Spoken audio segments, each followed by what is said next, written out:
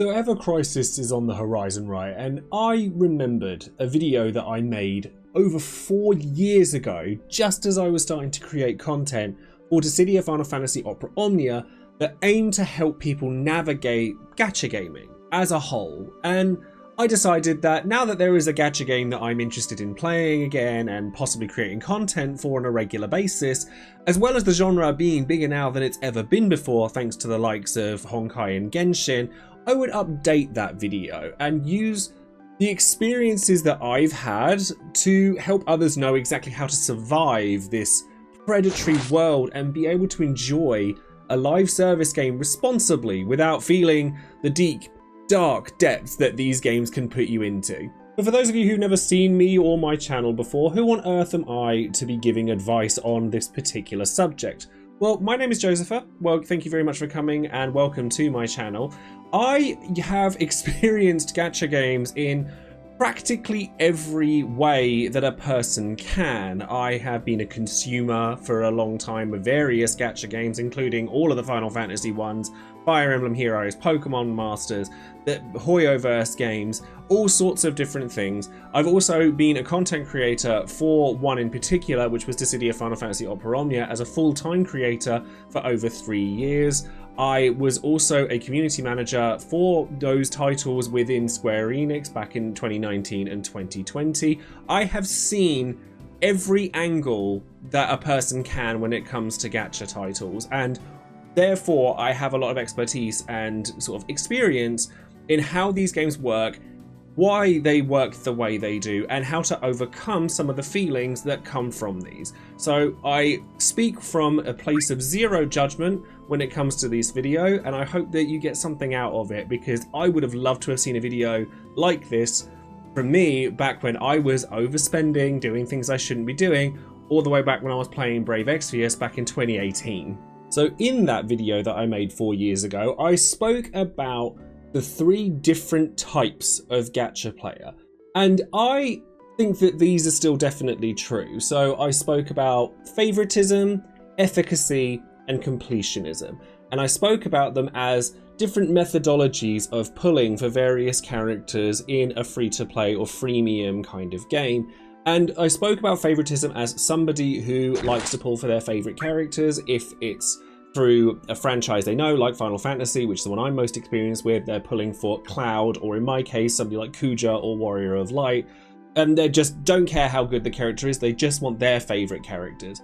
You have efficient pulls or efficacy pulls, which is something I kind of grew into doing over the course of my time as a content creator for Dissidia, because I wanted the path of least resistance. Like, I wanted to pull to enable myself to play the game for the longest period of time whilst not having to spend as much as possible, and wanting to be able to save resources because of that type of pulls. Then you have completionism, which is the kind of methodology where you go into these kinds of games perhaps from other games like Pokemon or other JRPGs or anything like that, where that feeling of acquiring new things and getting everything is the feeling that you are chasing.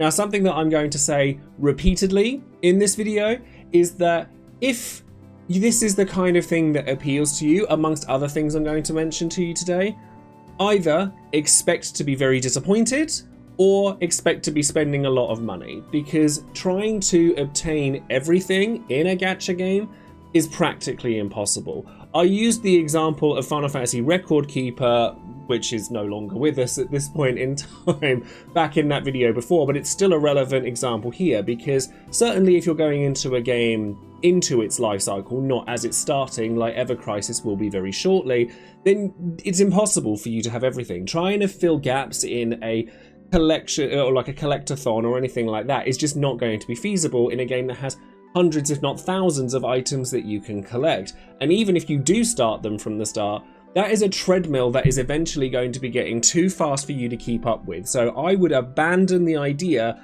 of completionism very early on in your journey with gacha games. I do also think that you can have a combination of those 3 aspects. You don't have to be just a favoritist. You don't have to just pull for meta. Something you'll hear a lot in gacha communities is, don't be a slave to the meta, only pull for favorites. I explicitly disagree with that line of thinking, because what if you're going into a game not knowing who your favourites are? What if you're starting something new and you don't necessarily know what it is that you want? You're being told to pull for your favourites that you don't have. I think the trouble is that in a lot of communities, people will put the values that they have as their experience, which is totally fair, but that it should also be your experience as well because it's worked for them. That's not necessarily true. Pulling for meta, or pulling for efficacy, as I've put it, I think can be a very prudent way to play games like this if the game itself is what you're after. If you're after the characters, well, then I think it comes time to the first major kind of tip that I have for you today. Ask yourself why you're playing this game. I think there's lots of reasons to want to play a gacha game or a live service game, anything like that, especially on our mobile devices. Like having something convenient that you can just pick up and play wherever. If you're on a train to work, if you're in the middle of something and you've got 5 minutes to spare and you just want to kind of play a game for 5 minutes, they're brilliant reasons to crack out a game like this. And sometimes they have really engaging, kind of difficult ways of playing, and that's kind of what I've asked myself when I go looking for a live service or a gacha game or anything like that. And for me personally, the franchise has to play a part in it. So I really struggled to get into Genshin Impact and Honkai Star Rail, despite how massively popular they are, because for me, if I wanted a new experience and a new game that I'd not explored anything to do with before, mobile gaming isn't where I would go looking for that. I would prefer to kind of already know the characters that I'm going in with, so that's why the Final Fantasy gachas have always appealed to me. And so I'll use Ever Crisis as my example here, but I'm going to be playing Ever Crisis, despite the fact that I have played the CBT and have some trepidation onto how well the game is going to do, because it's Final Fantasy VII, there are characters there that I know and love, and I feel familiarity when I go into that kind of game. I am well versed with gacha games as a whole, so I know how to navigate them, and ultimately the end game challenge is going to be something that plays a big part in whether I enjoy that game or not, and that's not something I was able to see when I saw the CBT for it, and I'm hoping to when the full game launches. And similarly to Dissidia and Record Keeper and Brave Exvius, I wanted that convenience and something that I could just feel comfortable playing straight away.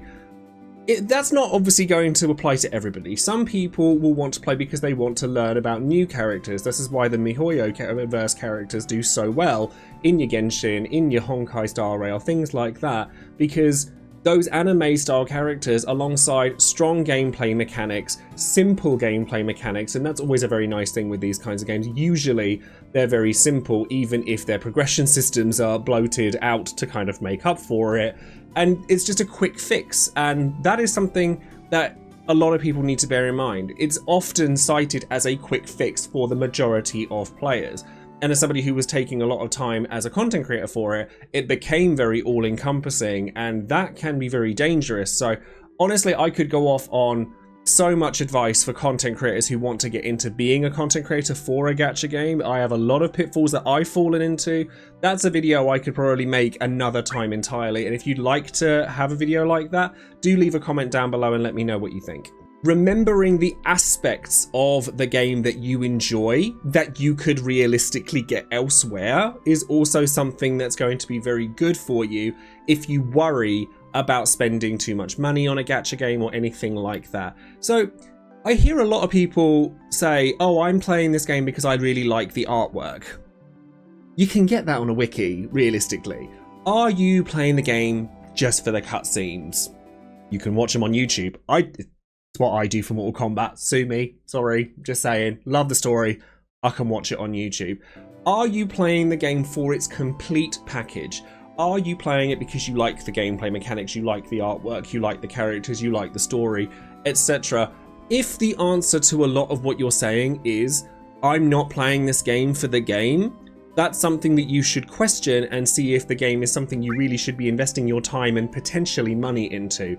And even more importantly, if the quick fix of pulling on a slot machine is the reason that you're playing the game, put the game down. That's realistically quite a dangerous thing for both your finances and your mental health. Coming off from that point, the next big thing I want to talk about is something I touched on in the last time I made a video like this. which was the way that a game makes you feel.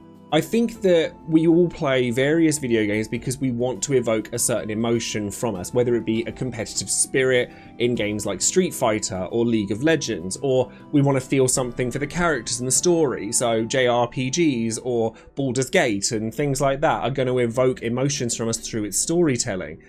The reason that I bring this up is because gacha games have a magical way of making you feel things you don't want to feel in order to get you to spend money. And I talked about this previously, but there are dominating emotions that I want to cover here. They are anger, jealousy, entitlement, and relief.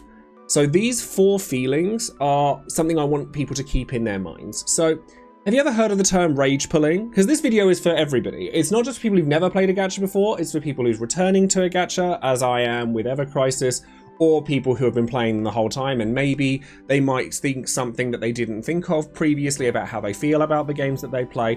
But have you ever heard the term of rage pulling? Where you'll throw just a quick pull at something and you're just like, oh, you know, maybe I'll get something. You don't get it. You get nothing. How does that make you feel? Does it make you feel sad, angry? I know it's made me feel angry many a time. And again, I speak from experience as somebody who, as a consumer of many of these games, has spent a pretty colossal amount of money on them over the course of time, more than I'd care to mention here. And a lot of that came down to these feelings, and I think that acknowledging that these feelings happen in a lot of people is important. They don't happen to you, that is wonderful. This video is probably not for you. You probably already have a good grasp on navigating these things, but a lot of people can get overwhelmed by feelings of anger when they don't get what they want, so they keep going until they get what they want. They're like, no, I want this. I deserve this. I've already put this into here. My sunk cost fallacy is telling me that I deserve to have what I want now, which brings me to entitlement. You have put all those hours and all those pounds or dollars into this game. The game should be treating you correctly and should give you what you want. I know I felt this way. It's a stupid way to think. Don't feel that way. The game is a machine. It is a slot machine. The sooner people understand that gacha gaming is essentially gambling, the sooner you can understand how to enjoy that kind of thing responsibly. Las Vegas is a huge place for a reason. A lot of people enjoy gambling, and some people can enjoy it responsibly. Other people can't. And therefore, those people need to question what it is about that makes it uncontrollable for them. And the same applies to gacha gaming. So if you feel a sense of entitlement and that you should be getting something, drop it. It's not going to help you. You are only going to feel worse. Because the number of times where I've had that, or I've been put into that kind of situation and ended up feeling worse than I did when I first started, it's just not worth it.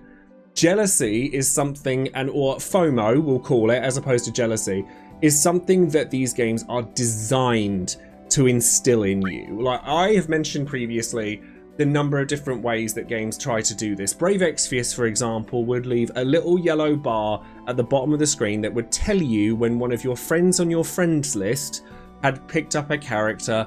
And the whole reason that it's designed to do this, bear in mind I have worked with these games in the past, is so that you go, oh, my friend got that.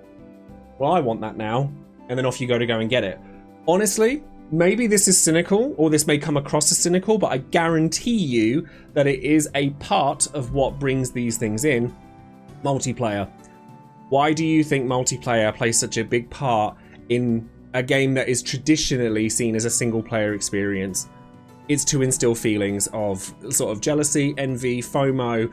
If it's certainly in PvP. Like, it's not all gacha games have PvP in them, but when they do, they will absolutely cause people to go overboard in getting things above and beyond what everybody else can, because it allows them to show their dominance over everyone else through their disposable, or in some cases not so disposable, income. It's less prevalent in PvE games, but in large-scale communities, it's important to become immune to what other people have. Like, people get excited. If you're on a big Discord server, like I've obviously had my own Discord server for Dissidia for a really long time and for other things as well, but you would often see people solely go into a chat or any kind of discussion or forum to say, I got this really lucky, and then leave, and then they're gone, and then you don't see them again. because people will shout into a void because they're excited. And that's okay. Trust me, I've come across plenty of people that spend a lot of time bragging about what they have, or wanting to just tell you everything that they've got, or beat you over the head with it in War of the Visions PvP or Fire Emblem Heroes Summoner Duels. Not that anyone plays Summoner Duels in Fire Emblem Heroes anymore. I've encountered many a smug arsehole who only talked to me over Twitch or anything like that about how lucky they were and how much luckier they were than me whenever I played one of these games. However, that is a very narrow mindset to have. It's important to remember, as the person who is on the receiving end of that, there's sometimes people are just excited, and that's totally fine. They're allowed to be excited. You know, we don't know what else is up with that person. We don't know whether they're actually being smug. We don't know anything else about that person. However, how you react to those stimuli is how you can regain control over those situations and not use those to fuel your decision making when it comes to playing the gachas or pulling unnecessarily. So let's go talking about the dopamine. Everyone talks about the dopamine hit. You go on your Reddits, your Twitters, anything anything like that, and people talk about dopamine like it's this amazing thing. But it's actually very dangerous thing. And it's very easy to have your judgment clouded by chasing that hit of dopamine. You'll think I'm crazy when I say this, but it's no different to that all-consuming feeling that you get when you get a little stirring in your between me down there's. It's the birthplace of addiction. It's the birthplace of that short-term high that you just need to have right now. It's the same thing. You're going into your mobile games, or you're going into a casino, or you're going to find a cigarette, or you're going to go and look at porn, or it's not the end result that you're looking for, it's the high that you're chasing. And the same thing applies to gacha games. I suppose the best way to look at it would be to think of it as almost like post-nut clarity, but the gaming kind. I really hope this allegory is working, because otherwise this video is going to go in a really weird direction. So I touched on this when I spoke about jealousy in gacha games, but I think that community is both the best thing to happen to those kinds of games and the worst. As somebody who has kind of held my own community for a game like that, I have a lot of experience with this. And one thing I noticed, and this is definitely not something I came across too much when it came to my own community, but something I saw a lot of when I go to more public domains, so like your main chord for each particular game, or Twitter or Reddit, is the idea that people have a tendency, when there's no consequence to what they're talking about, just like any kind of social media, to shame people for spending money, which is ridiculous, honestly. Like, not only are people spending money on this game allowing you to continue to play it as a free-to-play player, but you know, that's what they're designed to do. And if you shame people into out of spending money by telling people, well, of course you got that if you spent that, or getting shady and sassy over on Reddit, you're not gonna stop people from spending money. You're not helping that person to not spend money. All you're doing is making it so they're just not gonna tell you the next time that they do it. So we have to kind of treat this like we would any other kind of addictive nature, where if a person is doing that and you think that they're doing it, don't shame them for it, ask questions about it. If you feel that they're maybe like spending more than they should, and this came from experience from when I used to play Brave Exvius back in 2017, 2018, I had a small group of friends and my partner that I played with, and I would get really jealous if somebody got something that I wanted. I remember vividly the Nier Automata banners when they first came out. I wanted 2B and A2 so bad, and I had the worst luck. Everyone else got it before me, and I was like, I want to have that. And I found myself lying about spending money because I wanted that thing. And this is something I got over many years ago. But over the course of time, over the course of being a content creator, community manager, all of those things, I have noticed when people start lying about how they're spending. When people are bragging about what they've got, if they are explicitly saying, oh, but I'm free to play though, think about that for a moment. Because a lot of people, and I'm not painting everybody with the same brush. Please don't think that if you are a free-to-play player that genuinely doesn't spend money and feels like I'm reading you, I'm not. But I have encountered it very frequently where people will start lying about like their spending habits, and that's dangerous because they're so desperate to look like they get lucky in a game that they feel the need to lie about it. And I say this from somebody who's done it myself. It's never a good thing to do. So if you find that that's something that you're doing, this is kind of like a wake-up call, as it were, just to kind of go, why am I doing that? And then maybe tell somebody about it. Tell somebody that you're close to. Tell somebody it's like, I think I might have a bit of a problem with this, because I think that the sooner we kind of demystify all of that, the sooner we can get to a more healthy place with these kinds of games, and that everyone will stop kind of trying to compare themselves and steal their own joy. You know, they say comparison is the thief of joy, and in no bigger place is that true than in gacha gaming. Communities are, however, one of the best things that you can get from a gacha game. They are wonderful things. Making use of your community to help inform your decision making can also be an incredible thing. Content creators, such as myself, certainly when I started playing Dissidia, my goal when I came into playing that game and doing content for it was to help people navigate these kinds of games and just help people kind of think, should you pull on this sort of thing? So all my videos are titled Should You Pull, which is hardly the most original title in the world, but it got the point across as to what I was trying to do. Do you really need these things? I kind of got to a point where I was starting to discover, and the reason I kind of like came away from it a little bit, that like people seemed to want me to tell them to pull on everything, which was quite jarring to me. Like if I said no to certain characters, like I vividly remember, those of you who have played Dissidia and followed me for that content will remember when Freya came out with her LD not long before Kane and FR started coming out. I said, no, you didn't need to pull for Freya, which I stood by, and people absolutely read me to filth. And I gave examples of tons of content you could clear without her, and people absolutely read me to filth for it, because people were like, no, I want to be told to play it, to pull on this character. And that's fine, you know, if you know what you want, then go for it. Like, no one's telling you you can't go for things, but content creators such as myself usually are trying to help people navigate who aren't sure of what they want. And that's not to say that my or any other content creator's opinion is absolute, and you should never let a content creator dominate your critical thinking when it comes to pulling for a character. Like, don't say, oh, just because Joesephyr or X person said I should pull for this character, I'm going to. You have to question things, cross-reference things, go to Reddit, see what the general sentiment is for a character. If things have been data mined, I normally hate data mining in games. I think it ruins gaming as a modern sort of art form.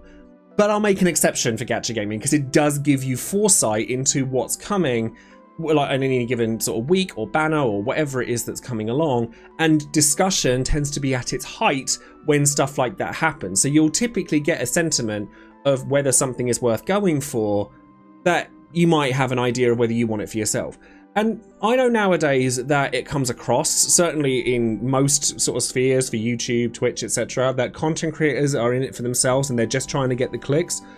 But a lot of us aren't, and that's something that I'm coming back to, and that's what I've realised I want to do with Ever Crisis if the game turns out to be if it turns out to be really good. I hope it does, and we'll give our honest opinions, having spoken to and done research with others, so that you don't have to do the legwork. So honestly, making use of your communities can lead to some really long-lasting friendships as well. And one of the things I love is that once you find that bond and you discover that you have other things in common, you can use a gacha game or any kind of live service game as a conduit to make real lasting friendships, and that's wonderful.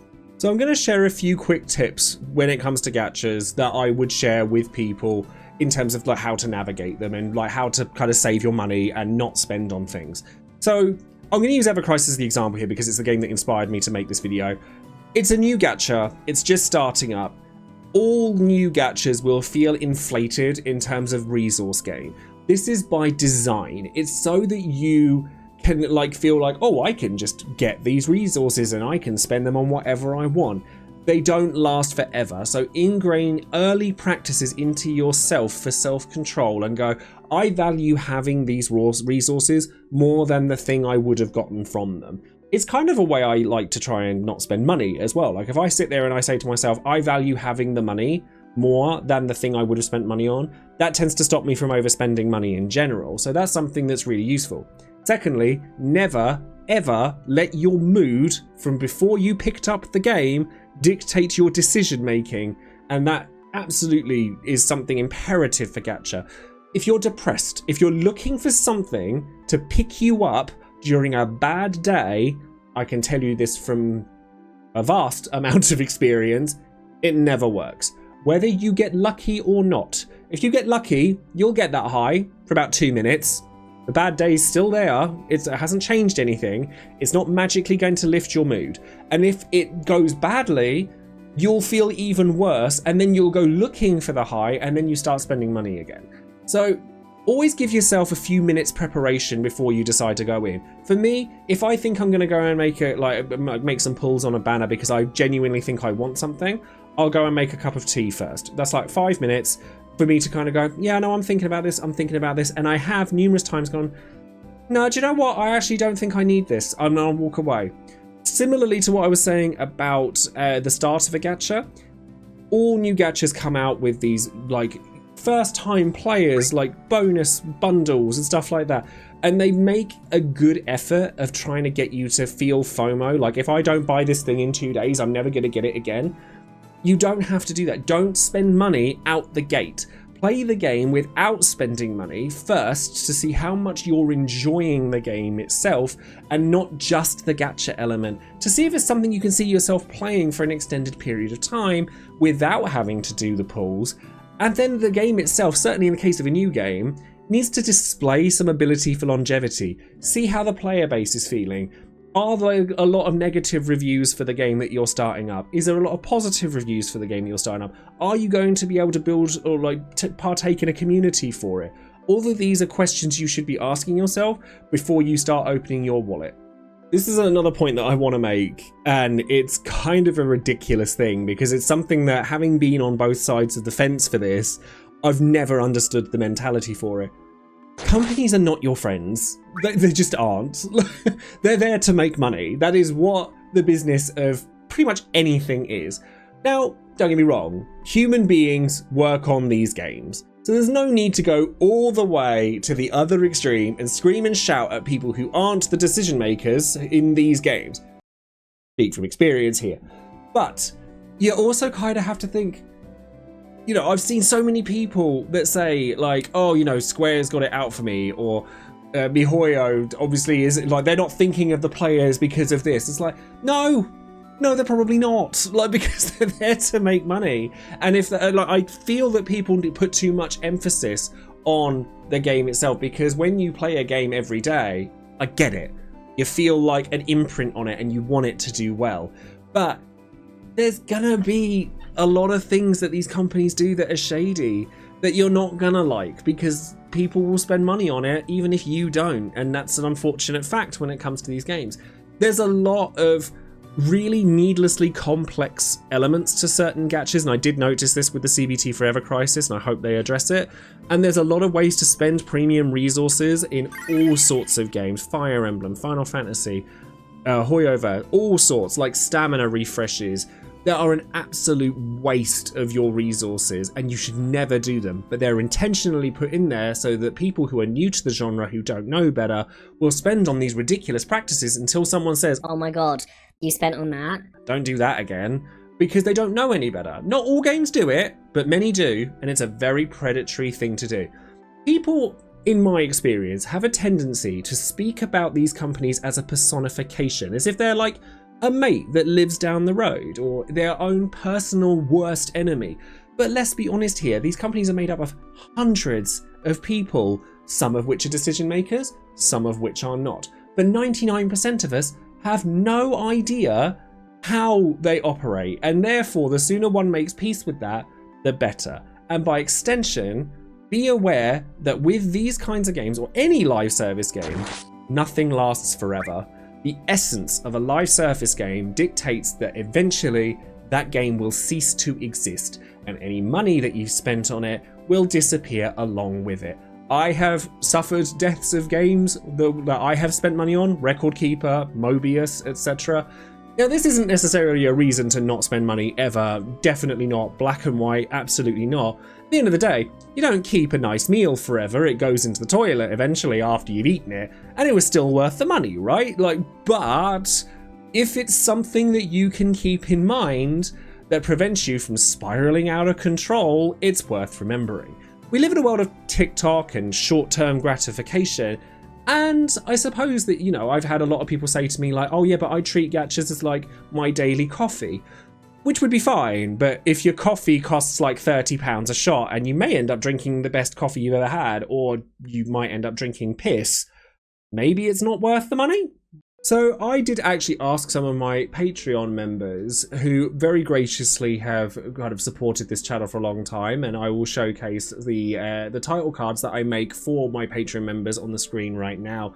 But I also wanted to ask them, certainly as a lot of them have played gachas pretty extensively, much like I have, what their advice would be to somebody who perhaps had never played one before. In fact, the question I asked was, if you could give yourself any advice from when you started playing gacha, what one piece would you give?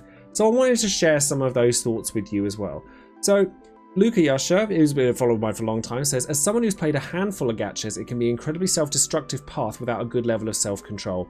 My best tips are never to play any gacha with a completionist mindset, and always keep in mind real-world possibilities you may have before making any purchase. So the way that I've always kind of done this is I've always said to myself, the money that I am using on a chance to have gotten a thing, or more likely a chance to not get a thing that I'm looking for, what could I have spent that money on elsewhere? Golden Garrow says, you don't need to rush. Everything comes back. Nothing in a gacha needs whatever is new immediately. Spent so much in the beginning thinking I had to get it all right then. This is actually a really, really important point as well. If something is really that popular, the way to look at it is think about it from the company's point of view. This has made us an absolute fortune. What if we put it back out there again and people who didn't get it the first time will spend to get it now? Happens all the time. If something is that powerful and you don't have the resources to get it now, you can leave it. It is fine. You can come back to it the next time it comes around. They're not going to tell you that it's going to come around again, because then the FOMO is not there and you're not going to spend right now. But you don't have to. It will come back around eventually. Will it be as big a deal as it was the first time? No, probably not. But if it's that good, if that's the case, then you probably shouldn't be going for it anyway. And then Cobalt Zork says, I think my best advice for any gacha game is to pick your battles. Know what you definitely want to get and what you can live without. If it's something you definitely want but you can't afford to guarantee getting it, don't even try. You're asking for disappointment. In terms of using your wallet, this goes sevenfold. Set a limit, stick to the limit, be prepared to bail. As Kenny Rogers said, you've got to know when to hold them, know when to fold them, know when to walk away, know when to run. Loving the reference. I always love these comments from Cobalt, to be fair. But yeah, I think it's very important to know your limits, like know what you're looking for. Many games in this kind of atmosphere have a pity limit, or a spark, as they call it in, I believe it was Fate Grand Order that coined that term. But you can go for things without a guarantee, but just be prepared for the fact that not having a guarantee means there is a very likely possibility that you're going to walk away with nothing. If you're okay with that, by all means go off, sis. Like, you'll be fine and you're happy to do that. But in terms of regulating how that makes you feel, you've got to look at whether that's going to kind of tip you over the edge and start reaching for that wallet. Because if it does, that's going to make you sort of like really question yourself. So then finally, Pale Rager says, your journey is yours, not the developers. Most of the time, events will be tailored to the latest release, so don't feel down if you can't do all of the content right away. This is a comment that I really like, because I think that FOMO extends beyond just pulls and getting the most recent thing. It extends beyond it, like into the game itself sometimes. And look at the resources you'd get from doing the hardest content. Is it going to make up for the resources you spent on the thing you needed to get to do it? If the answer is no, then you can ask yourself, all right, well, would I use this thing beyond the event that it's dictating for? No, then you probably don't need it. Like, these are all questions that you should ask yourself, as opposed to just on impulse going, I want the thing, I need the thing, I'm gonna get the thing, I didn't get the thing, let me open my wallet, now I have the thing, now I feel bad. It's a very easy cycle. So thank you all very much for your comments over on Patreon. If you would like to participate in my Patreon Discord, or you'd like a title card that's made just for you, just like all the ones that I showed on the screen, then perhaps you'd like to consider clicking on the link in the description box below and joining in with that. And honestly, even if you're not already on that or anything, and you're just a part of the community and you have ever had issues with gacha games, spending addictions, anything like that, please do come on to my Discord. Drop a DM if you want someone to speak to in confidence about these things. I've been there, I understand it, I see you. So the last thing I will talk about here, because I'm sure this video is already massively long, and you know, I just feel very passionately about this particular subject, so I have a lot to say, is that it's okay to quit. It's okay to just not cave to that sunk cost fallacy anymore. If you're not having fun with it and you're just pulling because, you know, it's a chore, then don't do it anymore. You can remove the game. Literally, all it takes is to hold your finger over an app and then just press delete and it's done, it's gone.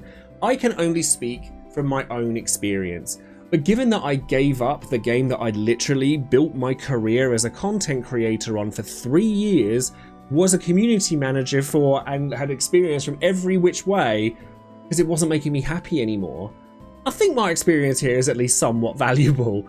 And it's also important to know when you're ready to try things again, like if you feel like your mindset has changed.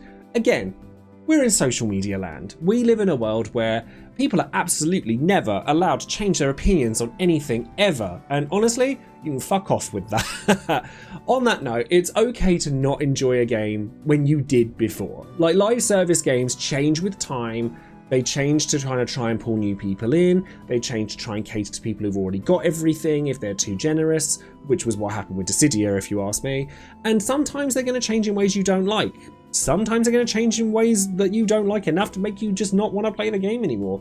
And if you're forcing yourself to continue to play it because you've already invested not just so much time or money, but time, isn't that the complete opposite of how a game is supposed to make you feel? If you're not feeling fun anymore, isn't your time just better spent elsewhere? Oh, okay. That was a lot. That is probably one of the sort of the longest, kind of heaviest videos I've made on this channel for quite some time. But as somebody who is kind of diving back into kind of the world of gacha and stuff like that, I've honestly been telling myself this advice as much as I have anybody else. So trust me, I would love to have conversations with people about these things, but I also want to kind of like reiterate from a personal perspective that while I do enjoy talking about like new games like this and people's experience with them, my issue like originally or over the past sort of year or so was that it was all that people talk to me about. And I do understand that obviously as a content creator for these things, it's just the way the cookie crumbles, and I understand that perfectly. But if you want to talk about like your experience with these things, then please do reach out. Please do sort of send a DM or come and talk to us on Discord. Come and find me on Twitch as well. I do stream fairly frequently, and I will inevitably be streaming Ever Crisis when it releases, and I probably won't extend beyond that to multiple gacha games because my poor wallet and my clock can't take it. Like, I only have so much time in a day, and there are other games that I sacrificed playing to play multiple gachas, and I don't want to do that again. But I do want to kind of dive back into having a game that scratches that itch of convenience, something I can play on a regular basis, crack out for 5 minutes when I'm on a train.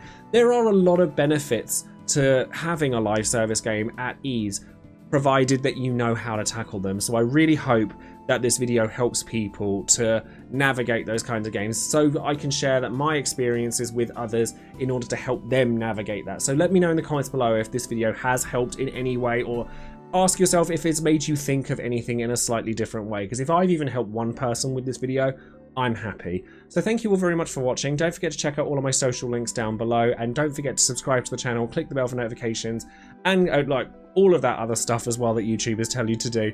But when I cover Ever Crisis, I think I'm going to come at it from a slightly different angle. Like, I want to come at it from I want to help people not spend money. Like, I think I ended up caving too quickly to people that would say, like I said, like people who wanted to be told to pull on things, when I realized that the audience that I was trying to appeal to wasn't the people that were speaking to me.